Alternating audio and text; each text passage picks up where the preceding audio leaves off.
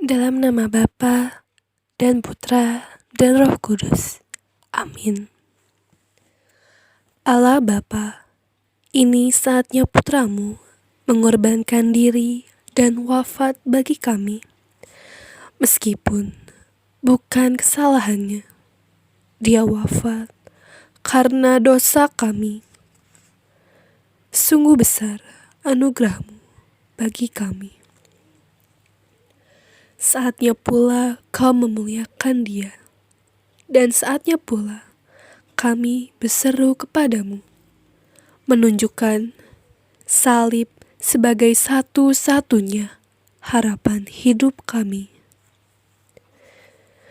Kami mohon demi sengsara Yesus, teguhkanlah iman kami bahwa kau tidak akan meninggalkan kami seorang diri, dan kami dapat mengandalkan Engkau dalam hidup kami, kini dan selama-lamanya.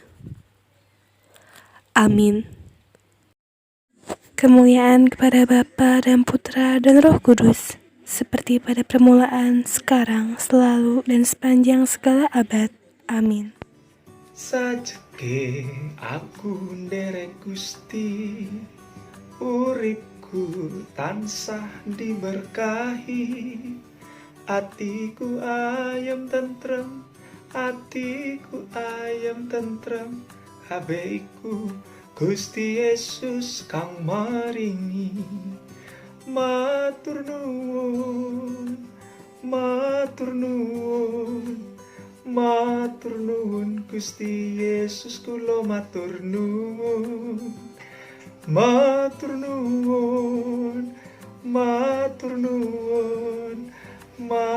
nuwun, Gusti Yesus, kula matur nuwun.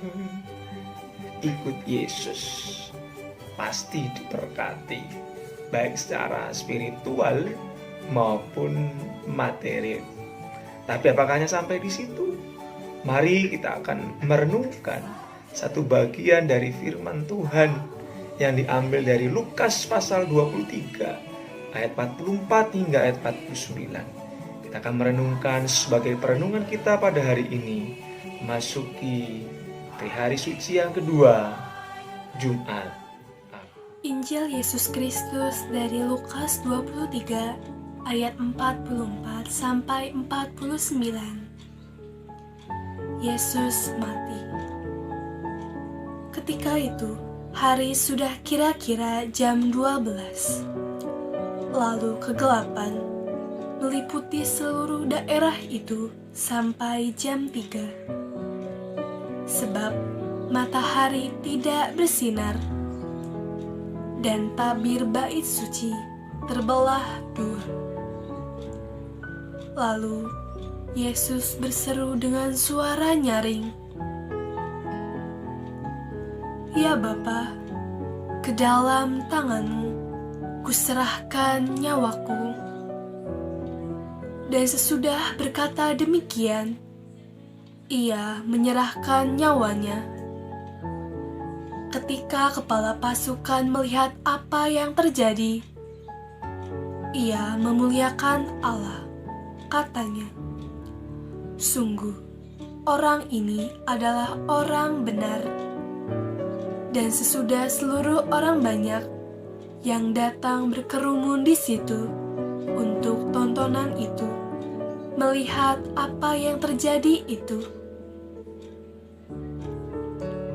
pulanglah mereka sambil memukul-mukul diri. Semua orang yang mengenal Yesus dari dekat, termasuk perempuan-perempuan yang mengikuti Dia dari Galilea, berdiri jauh-jauh dan melihat semuanya itu. Demikianlah Injil Yesus Kristus. Terpujilah Kristus Tuhan. Amin. Demikianlah Lukas pasal 23 ayat 44 hingga 49 yang telah kita baca tadi. Di sini ada satu bagian yang menarik yang bisa kita renungkan. di mana terdapat dalam ayatnya yang ke-46 dikatakan, lalu Yesus berseru dengan suara nyaring, "Ya Bapa, ke dalam tanganmu kuserahkan nyawaku." Dan sesudah berkata demikian, ia menyerahkan nyawanya. 2000 tahun yang lalu, pukul 12 hingga pukul 3, terjadi kegelapan dan gempa bumi. Dan sudah itu dia mengatakan, sudah selesai. Dan kata-katanya yang terakhir adalah, Yesus menyerahkan nyawanya. Saudaraku yang terkasih di dalam Tuhan Yesus Kristus, doa bukanlah sekedar apa yang menjadi keinginan. Doa bukanlah sekedar apa yang menjadi ambisi kita. Doa bukanlah sekedar apa yang menjadi keinginan kita untuk kita tuntut kepada Tuhan. Melalui nats yang kita baca pada siang hari ini, ada satu makna mengenai doa. Itu adalah doa merupakan sebuah pengharapan di mana Allah lah yang akan mengabulkan seluruh doa-doa kita, bukan sesuai kehendak kita, melainkan kehendak Bapa di surga. Pada malam sebelum Yesus disalibkan, dia pun berdoa di Taman Getsemani. Dia berdoa, "Ya Tuhan, kalau boleh lalukanlah cawan ini, tapi bukan kehendakku, melainkan kehendak Allah yang terjadi." Saudaraku bisa bayangkan, andai kata Yesus tidak berdoa demikian, akankah ia disalibkan? Dia bisa saja menyuruh malaikatnya untuk datang dan menghabisi semua pasukan Romawi pada waktu itu. Dia bisa saja mendatangkan bala tentara surgawi untuk menghancur leburkan orang-orang yang degil seperti orang Farisi, ahli Taurat. Tapi dia tidak melakukan hal itu. Di dalam kemanusiaannya, dia tetap berdoa kepada Bapa. Oleh sebab itu, mari saudaraku sekalian, ketika kita berdoa, bukan kehendak kita, melainkan kehendak Tuhan yang jadi. Kita mohonkan di masa-masa pandemi sekarang saat ini, kita datang dan lebih dekat lagi kepada Tuhan, memohon kekuatan, memohon anugerahnya untuk dicurahkan kepada kita. Biarlah kasih dan rahmat Jumat Agung, kematiannya, boleh membuka rahmat Allah kepada setiap kita. Kiranya apa yang menjadi doa kita, doa keluarga, doa untuk pribadi kita, doa untuk bangsa dan negara, terlebih untuk doa pandemi saat ini, kita naikkan, kita aturkan kepada Tuhan Yesus Kristus yang menciptakan langit dan bumi.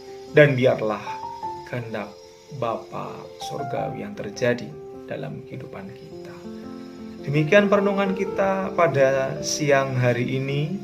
Selamat menikmati berkat Tuhan, baik spiritual maupun jasmani.